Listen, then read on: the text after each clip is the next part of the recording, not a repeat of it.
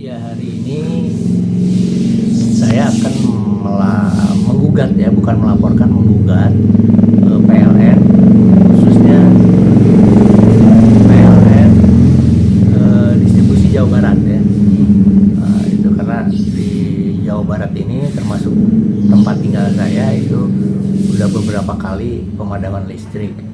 Nah, langkah hukum pertama sesuai dengan peraturan perundang-undangan, dalam hal ini Undang-Undang Nomor 8 Tahun 99 Perlindungan Konsumen, konsumen yang dirugikan itu bisa menggugat ke BPSK atau ke pengadilan, ya, pengadilan di mana konsumen berada, gitu ya. Nah, tentu apa bedanya BPSK dengan pengadilan? Nah, seperti ketentuan yang diatur dalam Undang-Undang Konsumen, BPSK itu menjalankan kuasi peradilan atau peradilan semu, ya, dibentuk oleh pemerintah, ya. Jadi BPSK itu bukan LSM, gitu ya, tapi badan yang dibentuk oleh pemerintah. Hari ini saya akan menggugat PLN, ya, ke BPSK Kabupaten Bandung, ya. Dengan mekanismenya kita datang dengan membawa identitas diri, ya, yaitu KTP misalnya, ya, kemudian mengisi formulir. Nah, mengisi formulir itu juga bisa dianggap sebagai surat gugatan. Nah, kemudian setelah mengisi formulir, kemudian 5 hari setelah mendaftarkan atau mengisi formulir itu, kita akan maksimal 5 hari akan dipanggil oleh BPSK, termasuk pelaku usahanya, yang dalam hal ini PLN sebagai pelaku usaha, ya. BUMN itu adalah pelaku usaha, ya, sesuai dengan ketentuan Undang-Undang Perlindungan Konsumen. Itu akan dipanggil untuk menentukan cara, ya, bukan menyelesaikan substansi masalah, bukan, tapi menentukan cara. Jadi Undang-Undang Perlindungan Konsumen mengatur ada 3 cara penyelesaian sengketa di BPSK, yaitu konsiliasi, mediasi, arbitrase. Nah, apa bedanya konsiliasi, mediasi, arbitrase? Konsiliasi itu adalah musyawarah di antara pelaku usaha dengan konsumen di hadapan majelis, ya, di hadapan majelis, di mana majelis itu hanya menyaksikan, tidak turut aktif memberikan saran atau masukan, ya. Nah, sebaliknya mediasi itu memberikan saran, masukan, ya, kepada para pihak yang sedang musyawarah. Nah, itu bedanya konsiliasi mediasi. Sementara arbitrase itu adalah seperti halnya persidangan di pengadilan. Nah, cuma Undang-Undang Perlindungan Konsumen membatasi hanya 21 hari. 21 hari kerja BPSK wajib untuk mengeluarkan putusan. Nah, sementara sidangnya sendiri itu ada 3 kali, ya. Jadi setelah pemanggilan, penentukan cara, kemudian misalnya arbitrase, kemudian diberitahukan pada saat itu sidang pertama. Nah, sidang pertama itu membacakan gugatan dan jawaban. Kemudian sidang kedua biasanya 1 minggu maksimal, ya, atau bisa dipercepat, itu saksi dan alat bukti, ya.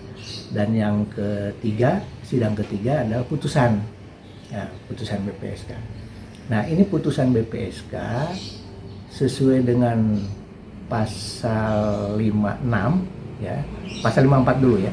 Menurut pasal 54, putusan BPSK itu final dan mengikat, final and binding.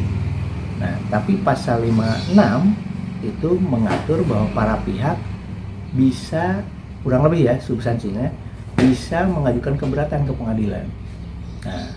Nah, pengajuan keberatan ke pengadilan itu bisa dilakukan oleh pelaku usaha maupun oleh konsumen. Tapi dalam hal ini biasanya oleh konsumen, ya. Biasanya oleh konsumen ketika misalnya pelaku usaha tidak melaksanakan putusan. Nah, kemudian juga sama, ya, 21 hari di PN itu 21 hari, sama kalau nggak salah 21 hari, ya, harus ada putusan, ya. Nah, dari PN bandingnya itu nggak ke PT tapi ke Mahkamah Agung. Di Mahkamah Agung itu kalau nggak salah 30 hari, ya.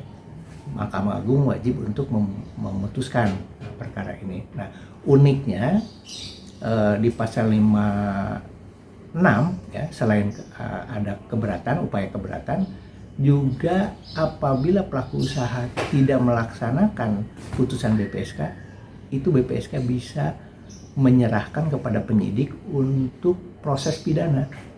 Nah, pengalaman saya di BPSK itu mayoritas perkara yang diselesaikan di BPSK itu kebanyakan ada unsur pidana.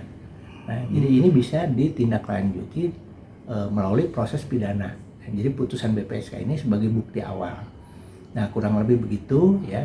Jadi filosofinya Undang-Undang Perlindungan Konsumen mengamanatkan penyelesaian sengketa konsumen dengan pelaku usaha di BPSK itu menganut ajas sederhana, cepat, dan biaya ringan. Nah, biaya ringan itu kadang-kadang di beberapa BPSK itu gratis ya. Nah, kalau misalnya ada pemungutan, itu tidak boleh lebih dari untuk biaya pengiriman surat itu ya. Jadi anggaran BPSK sendiri itu ditanggung oleh pusat tadinya ya, oleh pusat, oleh APBN. Tapi sejak ada undang-undang pemerintahan daerah, saya lupa tahun berapa, itu kabupaten kota yang tadinya menyelenggarakan perlindungan konsumen itu dialihkan ke provinsi, sehingga sekarang ini anggaran BPSK itu ada di provinsi APBD. Itu kira-kira. Oke, Pak, bisa dikasih tahu nih latar belakang untuk menggugatnya sendiri ini dari Bapak sendiri apa sih, Pak? Iya, pasti ya. Karena listrik itu merupakan, bisa dianggap kebutuhan pokok, apalagi oleh pelaku usaha ya. Nah, ini ada beberapa pelaku usaha yang ngontak ke saya ya, minta pandangan gitu ya, terutama UMKM ya. Ini contoh misalnya kemarin ada tetangga saya kan yang buka itu ya, buka perusahaan toko akuarium. Nah, nggak ada listrik, wah parahnya luar biasa. Itu satu. Kemudian yang menggunakan usaha industri rumah tangga yang menggunakan wifi juga banyak yang rugi gitu ya. Kemudian fotokopi ya, di kompleks saya itu ada fotokopi, ada toko akuarium, dan banyak lagi.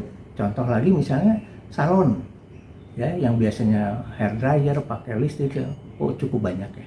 Nah, oleh karena itu ini tentunya harus ada perhatian. Nah, ketika misalnya masyarakat diam saja, ini mungkin dianggapnya ya menerima saja gitu, menerima saja apa yang terjadi gitu. Nah, ada pertanyaan lagi dari teman media ya, dari teman wartawan, bagaimana kalau sudah ada pengumuman? Nah, penjelasan saya adalah pengumuman tidak bisa mengesampingkan undang-undang, atau dengan kata lain, kewajiban hukum ya, yang harus ditanggung atau harus dilaksanakan oleh pelaku usaha itu tidak hilang karena pengumuman ya. Jadi pengumuman ya silakan saja ya, tapi kewajiban yang diatur oleh undang-undang itu tetap harus dilaksanakan. Nah, untuk kasus pemadaman ini PLN ya, ini bisa dikenakan paling tidak 4 undang-undang ya. Ini bisa berlapis, sanksinya bisa berlapis. Nah, ini tentunya nanti kita proses di pengadilan gitu ya. Satu, Undang-Undang Perlindungan Konsumen, terutama pasal 19 ya, tentang ganti rugi. Nah, pasal 19 ini ayat 1 mengatur ganti rugi. Ayat 4-nya mengatur ganti rugi tidak menghilangkan proses pidana. Jadi pasal 19 ini bisa jadikan dasar oleh konsumen yang dirugikan oleh pemadaman listrik ini, bisa perdata, bisa pidana gitu ya. Nah, kemudian pasal 23 sama pasal 45 itu konsumen yang dirugikan bisa menggugat. Jadi namanya menggugat, bukan melaporkan, menggugat ke BPSK atau ke pengadilan. Itu ketentuan pasal 23 dan pasal 45. Nah, sanksi pidana yang diatur oleh Undang-Undang Perlindungan Konsumen tidak main-main ya. 5 tahun penjara ya, atau denda 2 miliar.